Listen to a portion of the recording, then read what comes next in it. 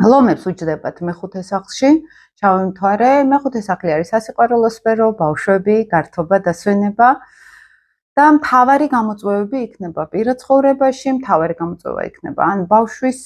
შვილებთან დაკავშირებით მაგალითად, შეიძლება იყოს ახალი სასიყვარულო ინტრიგების ალბათობა, ან ახალი ურთიერთობების დაწყება, რომელიც ცოტა ლირიტური ენერგია არის, ან შეიძლება გაგრძელდეს მე ეს ურთიერთობა, მაგრამ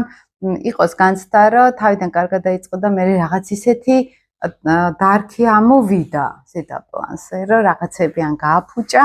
ან ისე არ ყოფილა როგორც მე მგონა, ან პირიქით იმხელა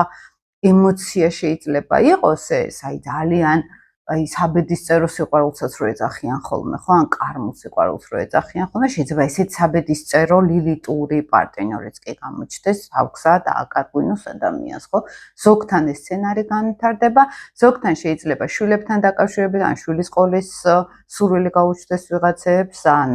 რაღაც აი გართობა, დასვენება, ან მე რა მიხარია ამ ცხოვრებაში ყველაზე მეტად, რა დამაყლდა ის ამანახოს შემომთავრე მაგალითად, ხო? აი რა სიხარული, ან სილაღე, აი დავინახოთ როგორ დაგვაკლდა სილაღე თურმე ამდენი წლები და აი ახლა შემოვიდეს ეს ემოცია ჩვენში, ხო? მაგრამ თან იმასაც შეიძლება მივხვდეთ, რომ თვალად ესეთი მარტივი არ არის შევინარჩუნოთ. აქედან გამომდინარე მეხუთე სახლმა იცის ზოგადად შინაგანი ბავშვის გაღვიძება, ან პირიქით რაღაცნაირად ჩაქრობაც კიდეც, ხო? რომ ჩაქრობა იმ კუთხით, რომ შეიძლება მე მინდა, მაგრამ არ შეიძლება. ან მინდა გართობა, მაგრამ არა მაქვს ამის შესაძლებლობა. გართობას ახლა იმას კი არ ვეძახი კლუბები, თუმცა ესეც ზოგ ლომს შეიძლება კონდეს ეს, რომ აი ზოგი გადაეშვა საერთოდ ან გასართობ ბიზნესში, ესე რომ ვთქვათ, ზოგმა შეიძლება გადამეტებული, გადაჭარბებული სიამოვნების სწრაფვა გააქტიუროს, ან სასიყვარულო თავგადასავლები გაუთავებელი,